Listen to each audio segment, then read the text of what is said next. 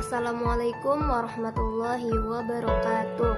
Perkenalkan, saya Salma Meliawati dengan NIM 2012202137 dari kelas 6L Program Studi Pendidikan Agama Islam Fakultas Tarbiyah dan Keguruan.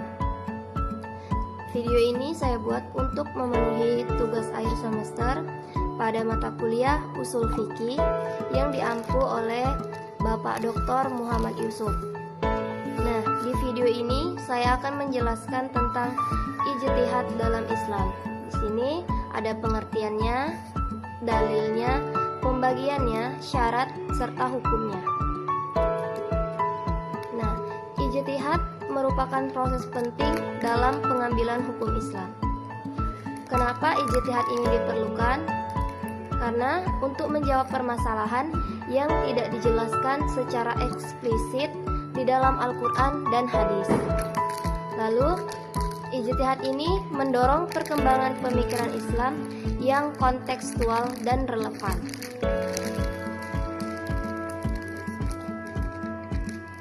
Nah, di sini ada pengertian ijtihad. Secara etimologis, ijtihad itu bersungguh-sungguh dalam mencurahkan kemampuan. Lalu secara terminologisnya yaitu mencurahkan segala kemampuan dalam menetapkan hukum syar'i terhadap suatu permasalahan yang tidak memiliki dalil. Nah, dapat kita simpulkan bahwa ijtihad ini menjelaskan hukum-hukum Islam yang tidak ada di dalam Al-Quran dan Al-Hadis. Lalu di sini ada dalil yang disyariatkannya berijtihad. Itu terdapat di dalam Al-Quran surah At-Taubah ayat 122.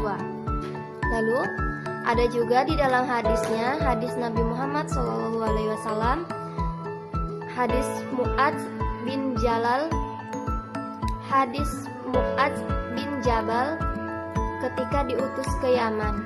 Lalu ada ijma ulama. Nah, di sini ijma ulama sepakat bahwa ijtihad diperbolehkan dan dibutuhkan. Lalu ada pembagian ijtihad berdasarkan pelaku.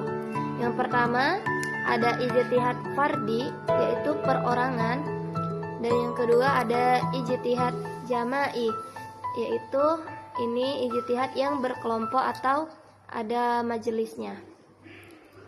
Selanjutnya ada pembagian ijtihad berdasarkan ruang lingkupnya. Yang pertama ada ijtihad mutlak. Ijtihad mutlak secara menyeluruh dalam segala bidang hukum. Lalu yang kedua ada ijtihad muqayyad, yaitu ijtihad terbatas pada satu bidang hukum tertentu saja. Selanjutnya ada pembagian ijtihad berdasarkan metode. Yang pertama itu ada ijtihad bayani. Ijtihad bayani yaitu penalaran berdasarkan teksnya. Yang kedua ada ijtihad qiyasi. Ini berdasarkan analogi terhadap kasus yang serupa. Selanjutnya ada ijtihad istislahi. Ini berdasarkan kemaslahatan.